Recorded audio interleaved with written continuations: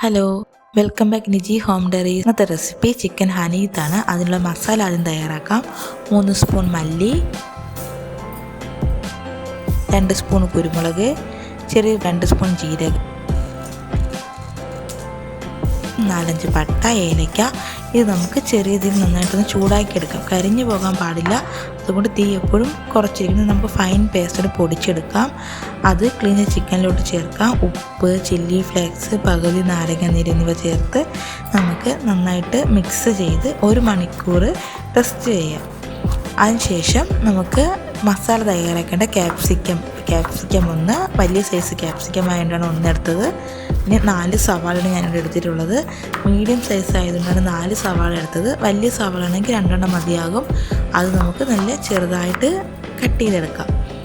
ചെറുതായിട്ട് കട്ട് ചെയ്തെടുത്തിട്ട് നമുക്ക് ഒരു പാത്രത്തിലോട്ട് നമുക്ക് 1 സ്പൂൺ നെയ്യ് ഒഴിക്കാം. നെയ്യിൻ്റെ ഫ്ലേവർ ആയിരിക്കും കൂടുതലും ഇതിൽ ടേസ്റ്റ് കൊടുക്കുന്നത്.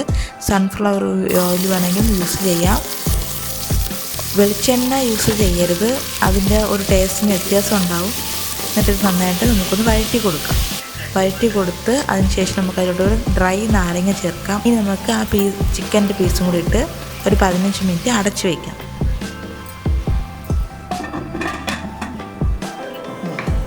അടച്ചു വെച്ച് കഴിയുമ്പോൾ ചിക്കൻ്റെ സ്റ്റോക്കെല്ലാം 15 മിനിറ്റ് കഴിയുമ്പോൾ ഇറങ്ങി ഫുൾ അതിൽ ചിക്കൻ്റെ വെള്ളം അതിലാകുമ്പോഴേക്കും നമുക്ക് ചിക്കൻ്റെ പീസ് ഓരോന്നായിട്ട് അതിൽ നിന്ന് മാറ്റി കൊടുക്കാം.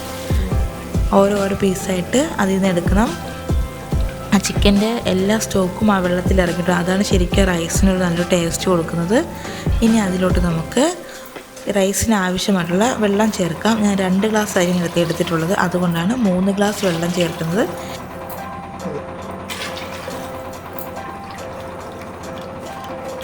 ഇനി നന്നായിട്ടൊന്ന് മിക്സ് ചെയ്ത് കൊടുക്കാം. അതിനുശേഷം ആവശ്യത്തിന് ഉപ്പിടാം. ഇനി നമുക്ക് തിള വരുന്നവർ വെയിറ്റ് ചെയ്യാം.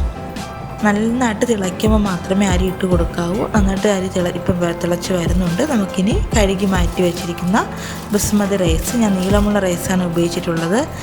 ഇതിന് നീളമുള്ള റൈസാണ് നല്ല ടേസ്റ്റ്. ഈ ഹനീത്തിനും കുഴിമന്തിക്കും എല്ലാത്തിനും ബസ്മതിയുടെ നീളമുള്ള റൈസാണ് എടുക്കേണ്ടത്. ഇനി ജസ്റ്റ് ഒന്ന് നമുക്കൊന്ന് കലക്കി കൊടുക്കാം. അതിനുശേഷം അടച്ചു വെച്ച് ഒരു 20 മിനിറ്റ് 15 മുതൽ 20 മിനിറ്റ് വരെ അടച്ചു വെച്ച് നമുക്ക് കുക്ക് ചെയ്യാം. ഒരു 15-20 മിനിറ്റിനുള്ളിൽ തുറന്ന് നോക്കുമ്പോൾ അറിയാൻ പറ്റുമല്ലോ.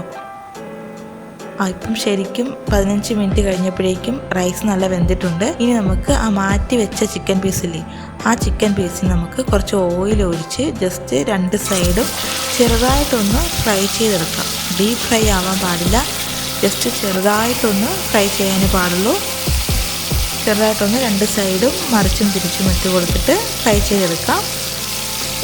കുറച്ച് ഓയിൽ മതിയാകും. അതും സൺഫ്ലവർ ഓയിലാണ് നല്ലത്.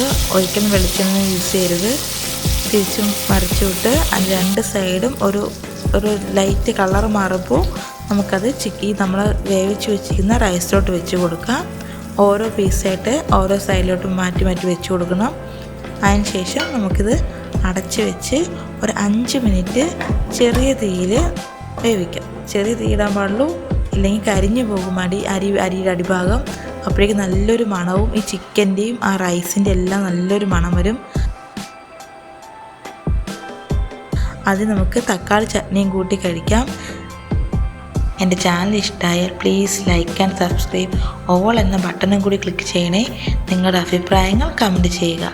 Thank you.